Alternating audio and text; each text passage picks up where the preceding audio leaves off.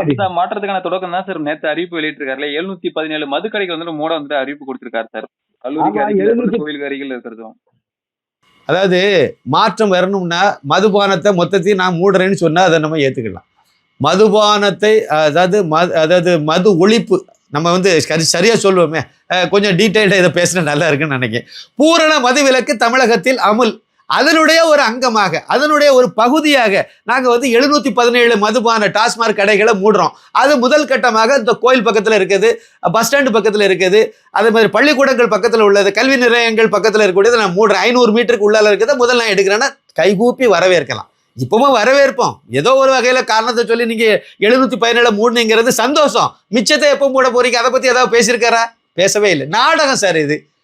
அதாவது மொத்தம் இருக்கிறது 4765 டாஸ்மாக் கடைகள் இருக்கு தமிழகத்துல. அதுல 717 மூடிடுவீங்க, பாக்கி 4000 பக்கத்துல வரும். அதுக்கு பிறகு மிச்சம் இருக்கக்கூடியது கிட்டத்தட்ட 4000 நெருங்கி வரும். இந்த 4000 கடைகளையும் எந்த காலத்திலும் நாங்க மூட மாட்டோம். வேணும்னா அங்கங்கே புது கடைகளை திறப்போம். அதானே அதுக்கு அர்த்தம். அப்ப இது ஒரு நாடகம் தானே, அப்பட்டமான நாடகம் தானே. இப்போ வந்து நீங்க மது ஒழிப்புங்கிறது தான் முக்கியம்னா, நீங்க டாஸ்மாக் கடைகளை நாங்க முதல் கட்டமா இவ்வளவு மூடி இருக்கோம், மூடுக்கு உத்தரவு போட்டிருக்கோம். இன்னும் ஒரு 6 மாசம் கழிச்சு ஒரு 500 கடையை மூடுவோம். அதுக்கு பிறகு ஒரு 1000 கடையை மூடுவோம். ஒரு 3 வருஷத்துல நாங்க மொத்தமும் மது இல்லாத தமிழகமா மாத்துவோம். சாராயம் காய்க்கிற திமுக காரங்க நடத்துற எல்லா சாராய ஆலையும் மூடுவோம். தமிழகத்துல மது தயாரிக்கிறது, உற்பத்தி பண்றதுக்கு அனுமதி கிடையாது, விற்கிறதுக்கு அனுமதி கிடையாது. அப்படிலாம் நீங்க சொல்லணும். அப்படி ஏதாவது சொல்லியிருக்காரு அந்த செய்தி குறிப்பில்? சொல்லவே இல்லை. ஜோசப் விஜய்ங்கிறத மட்டும் கரெக்டா போட்டிருக்காரு. நான் வந்து கிறிஸ்தவன்கிறத மட்டும் கரெக்டா போட்டிருக்காரு. ஆனா இதுல வந்து இது ஒரு மோசடி. இது வந்து மக்களை ஏமாத்துறது. பாத்தியா, வந்த உடனே என் தலைவர் வந்து 717 மதுக்கடைகள் எல்லாம் மூடிட்டார் பாத்தியா அப்படிங்கிறத ஒரு விளம்பரப்படுத்துறதுக்கான ஒரு இது. கண்டிப்பாக இவருடைய ஆட்சியில மது விலக்குங்கிறது வரவே வராது. ஆனா அதன் மூலமா கொள்ளையடிக்கிறது கரெக்டா அந்த துறையை வந்து ஆதவ அர்ஜுனா வாங்குற. ஆனா கொள்ளையடிக்கிறதுக்காக அந்த துறையை லாட்ரி, அதாவது போலி லாட்ரி வித்து ஏராளமான குடும்பங்களை சாகடிச்ச அந்த லாட்ரி மார்ட்டினுடைய மருமகன், அந்த லாட்ரி பணத்துல இன்னைக்கு வரைக்கும் வாழ்ந்துட்டு இருக்கக்கூடிய ஆதவ் அர்ஜுனா வந்து அந்த மதுவிலக்கு துறையை கையில வச்சிருக்க. பேர் என்னது? மதுவிலக்கு. விற்கிறது என்னது? சாராயம். தமிழகத்துல அப்படி ஒரு துறை, கேடு கெட்ட துறை அது.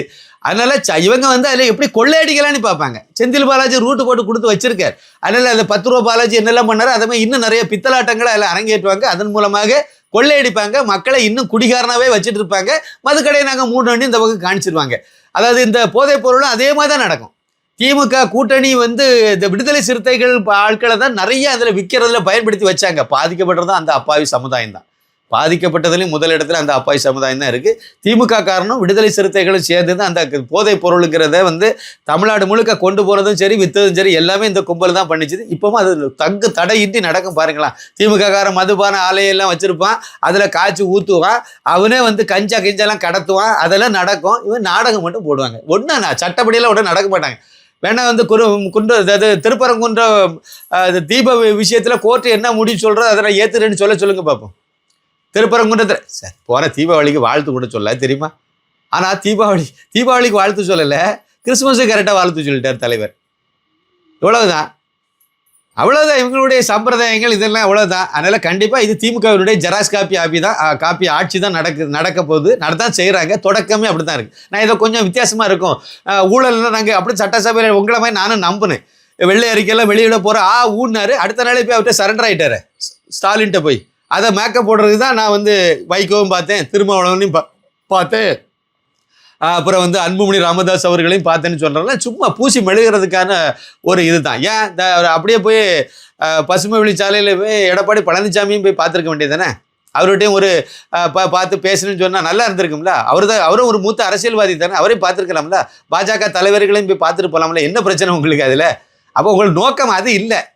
இவங்களை போய் பார்க்கணும். ஏன்னா இவங்க உங்க குடும்பம். அதனால உங்கள் தாய் கழகத்துக்கு போய் எட்டி பார்த்துட்டு வந்தீங்க. அவ்வளவுதான் என்னால அதை சொல்ல முடியுது. இன்னைக்கு அதிமுக வந்துட்டு பிளவுபட்டிருக்கு இல்லையா? எடப்பாடி பழனிசாமி தலைமையில ஒரு அணியும் இருக்காங்க. இந்த பக்கம் C V Shanmugam, S P Velumani, Vijayabaskar அவங்க ஒரு 30 எம்எல்களை கையில வச்சுட்டு தாவேகோட கூட்டணி அமைக்கிறா அப்படி பேச்சுவார்த்தை நடந்துட்டு இருக்கு இல்லையா? அதனால C V Shanmugam, S P Velumani தான் இம்பார்ட்டன்ஸா தெரியுதா சார் விஜய் அவர்களுக்கு? அதாவது வந்து இதுல 2 விஷயம் நான் வந்து சொல்லுவேன். ஒண்ணு வந்து இந்த தேர்தலுக்கு நான் எப்பவும் 2024 பாராளுமன்ற தேர்தலுக்கு முன்னாடியே ஒரு வாசகத்தை பல சேனல்களில் சொல்லிட்டே வந்தேன். அதாவது அந்த அதிமுகவினுடைய பிரிந்து போன அந்த பன்னீர்செல்வம், டிடிவி தினகரன், அப்புறம் அந்த சசிகலா அந்த அம்மா, கடைசியாக செங்கோட்டையன். நான் செங்கோட்டையன்லாம் வெளியே வர்றதுக்கு முன்னாடியே இந்த வார்த்தையை சொல்லிட்டேன். அவங்களெல்லாம் ஒன்று சேர்ந்து கட்சியை பலப்படுத்தலைன்னா வருங்காலத்தில் திரு எடப்பாடி பழனிசாமி தெருவு தென்னையமாக தான் போவார். இந்த மாதிரி சொல்லிகிட்டே இருந்தேன். நான் சொன்னபடி அவர் தெருவு தென்னையமாக போகக்கூடிய லெவலுக்கு வந்துட்டார். மறுபடியும் அவருக்கு செல்லா காசாகி அவருக்கு ஆதரவு 17 எம்எல்ஏ சட்டசபையில் மொத்தம் இருக்குது 47 எம்எல்ஏ 30 எம்எல்ஏ இவருக்கு எதிராக கொடி பிடிச்சிட்டு இருக்காங்க. முடிஞ்சு போச்சா? இங்கே ஒன்றும் இல்லாமல் ஆகி போயிட்டார்ல. செங்கோட்டையன் வரைக்கும் திருப்பி சொன்னார்ல, கட்சி எல்லாருமே எல்லாருமே நம்ம ரத்தத்தின் ரத்தங்கள் தான், எல்லாம் ஒன்று சேர்ப்போம், அவ்வளோத்தையும் சேர்த்து நம்ம வந்து வலுவான கட்சியாக மாற்றுவோம். அப்போ தான் மற்ற கட்சிக்கிட்ட மத்தியிலும் நமக்கு ஒரு மரியாதை வரும். அப்போ தான் மக்கள் மத்தியிலும் நம்பிக்கை வரும். அதிமுக தொண்டர்களுக்கு அது ஒரு பெரிய உற்சாகத்தை கொடுக்கும். எவ்வளவோ சொன்னாங்கல்ல, இவர் வந்து அடமெண்டாக நின்றுட்டார்ல, அந்த விஷயத்தில் அவர் பண்ணிட்டார்ல. இப்போ அவர் தெருவுந்தன்னையாக போயிட்டாரு. இப்போ அதில் இருந்து பிரிஞ்சு சிவி சண்முகம் தலைமையில் இவங்க வந்து நான் வந்து தாவேக்காவை ஆதரிக்க போகிறேன்னு கிளம்பியிருக்காங்க. இவங்களும் அதே மாதிரி தான் தெருவுந்தன்னையாக தான் போவாங்க, மண்ணாக தான் போவாங்க. அதாவது ஒரு எத்திக்ஸ்ன்னு ஒன்று இருக்குல்ல, என்ன இருந்தாலும் கட்சியை ஒன்று சேர்க்கணுங்கிறத ஒரு இதுக்காக நீங்கள் வந்து தியாகத்தை பண்ணீங்கன்னா அது ஒரு நலன் இருக்கும், ஒரு பொது நலன் இருக்குன்னு நான் சொல்லுவேன் அதை. ஆனால் நீங்கள் இப்படி உடைச்சிட்டு போகணும்னு நினைக்கிங்க. அதிமுக விசுவாசிகளோ, இல்லைன்னா ஜெயலலிதா அந்த அம்மா மேலே பாசம் வச்சிருக்கவங்களோ, இல்லைன்னா அண்ணன் எம்ஜிஆருக்கு மேலே உயிரையே வச்சிருக்கக்கூடிய தொண்டனோ இதை ஏற்றுக்குவானா? கண்டிப்பாக ஏற்றுக்க மாட்டான். எலெக்ஷன் முடியது வரைக்கும் உங்களை ஒரு கட்சியாகவே மதிக்கவே இல்லை விஜய். ஆனால் அவருக்கு கட்சிக்கு நீங்கள் போகணும்னு நினைக்க ஒரே இது பதவி வெறி, ஆசை. அங்கே போனால் துணை முதலமைச்சர் கிடைக்கும், அமைச்சர் கிடைக்கும், இன்னும் கொஞ்சம் கொள்ளையடிக்கலாம். வேற என்ன சார் சிவி சண்முகத்துக்கு ஆசை இருக்குன்னு நினைக்கிறீங்க?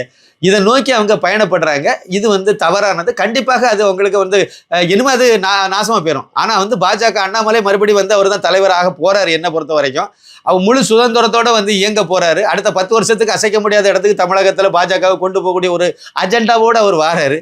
நிச்சயமா பாருங்க, இந்த அதிமுக விசுவாசிகளை வருங்காலத்தில் அப்படியே அண்ணாமலை ஏற்கனவே பாதி பேர் போயிட்டாங்க. மிச்சம் இருக்கக்கூடிய 20% பேர் தோராயமா இருக்காங்க. அதுல வந்து இந்த எலெக்ஷன்ல மட்டும் அண்ணாமலை தலைமையில் இந்த ஒரு அடி அமைஞ்சு வந்திருந்தால் நிச்சயமாக இந்த தேர்தலில் வந்து அதிமுக 6%, 7% ஓட்டுக்கு கீழே சரிஞ்சிருக்கும். மிச்சம் எல்லாம் அண்ணாமலை பக்கம் நகர்ந்திருக்கும். அநேகமாக இன்னைக்கு முதலமைச்சர் நாற்காலியில் அவர் உட்கார்றதுக்கு, கூட்டணியோட உட்கார்றதுக்கு வாய்ப்பு அமைஞ்சிருக்கும். அதை கெடுத்து குட்டிச்சோராக்கி விட்டாங்க பாஜகவினுடைய மூத்த தலைவர்களும், ஒரு 5-6 பத்திரிகையாளர் இருக்கிற பேரில் இருக்கக்கூடிய ஆளும், மூத்த பத்திரிகையாளர் ஒருத்தர் இருக்கார்ல அவரு ராஜகுரு, அவங்க எல்லாம் சேர்ந்து நாசம் பண்ணி விட்டாங்க.